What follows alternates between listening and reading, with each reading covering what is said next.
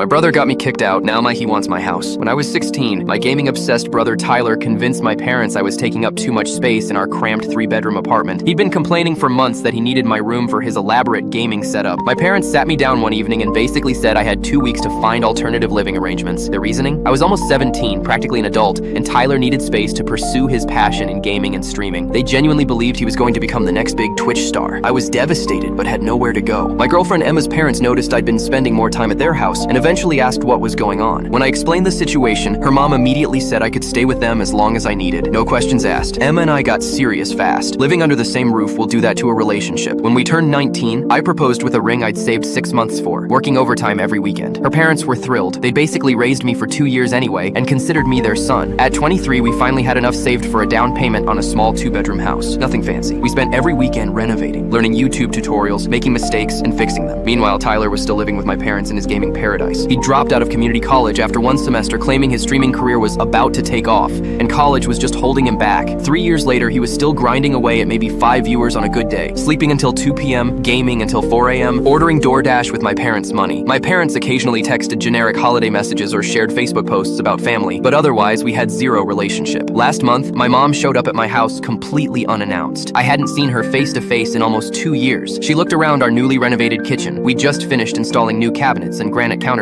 and said, "This place looks really nice now. You've done well for yourself." I waited, knowing there was definitely a catch coming. "Your brother's been struggling lately," she finally said, not meeting my eyes. "He's 25 now and really needs to get his life together. We think a change of environment might help him mature. You know, living in a real house instead of that cramped apartment might motivate him to be more responsible." I blinked hard. "What apartment? Tyler lives with you guys." "Well, we've been thinking it's time for him to move out and be independent. And since you have this big place with an extra bedroom," my jaw literally dropped. "Are you asking me to give Tyler my house?" "Just temporarily, until he gets on his feet properly. You and Emma are young and adaptable. You could probably rent somewhere month to month while he transitions." The sheer audacity was breathtaking. "What about my mortgage payments? My contracting business that I run from the garage? Emma's job at the dental office? You'll figure something out. You're resourceful and always land on your feet." Emma walked in from work right then, still wearing her dental hygienist scrubs, exhausted from a long day. My mom barely glanced at her, like she was invisible. I stood up slowly. "Mom, let me make this crystal clear. Tyler can keep his gaming room, his streaming setup, whatever makes him happy. But he's absolutely not getting my house. He's your brother. Family helps family when they're in need." "Family?" I actually laughed out loud. "Where exactly was this family when you literally threw me out on the street for his hobby room?" She got immediately defensive. "That was completely different. You needed to learn independence and responsibility. And Tyler doesn't need to learn those same lessons at 25? Emma stepped forward, clearly annoyed. "Ma'am, I think you should probably leave now." My mom huffed indignantly. "This conversation is between actual family members." "She is my family," I said firmly. "More than you people ever were to me," and closed the door.